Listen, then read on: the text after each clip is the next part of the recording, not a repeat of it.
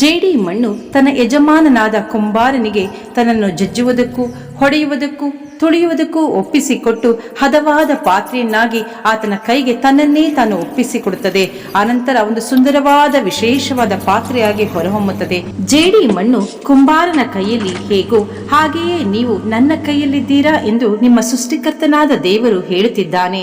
ಪ್ರಿಯ ದೇವ ಮಗುವೆ, ನಿನ್ನ ಜೀವಿತದಲ್ಲಿ ದೇವರು ಶ್ರಮ ಸಂಕಟಗಳನ್ನು ಬರಮಾಡುವಾಗ ಮತ್ತು ನಿನ್ನನ್ನು ತಿದ್ದಲು ಮನಸ್ಸು ಮಾಡುವ ನೆನಪಿಟ್ಟುಕೋ, ದೇವರು ತಾನು ಪ್ರೀತಿಸುವವರನ್ನೇ ಗದರಿಸುತ್ತಾನೆ ಮತ್ತು ಶಿಕ್ಷಿಸುತ್ತಾನೆ. ನೀವು ಶಿಕ್ಷಿತರಾಗಬೇಕೆಂಬುದಕ್ಕಾಗಿಯೇ ಆತನು ಶಿಕ್ಷಿಸುತ್ತಾನೆ. ಚಿನ್ನವನ್ನು ಪುಟಕ್ಕೆ ಹಾಕುವುದು ಅದು ಶುದ್ಧ ಬಂಗಾರವಾಗಿ ಕಾಣಲ್ಪಡುವುದಕ್ಕಾಗಿ. ನಿಮ್ಮನ್ನು ದೇವರು ಶೋಧಿಸುವಾಗ ತನ್ನ ಮಕ್ಕಳು ಪರಿಪೂರ್ಣವಾದ ಶುದ್ಧವಾದ ಪಾತ್ರೆಯಾಗಿ ತನ್ನ ರಾಜ್ಯಕ್ಕೆ ಉಪಯೋಗವುಳ್ಳವರಾಗಿ ಕಾಣಲ್ಪಡಬೇಕೆಂದೇ ನಿಮ್ಮನ್ನು ಶುದ್ಧೀಕರಿಸುತ್ತಾನೆ ಮತ್ತು ಶಿಕ್ಷಿಸಿ ಸರಿಪಡಿಸುತ್ತಾನೆ.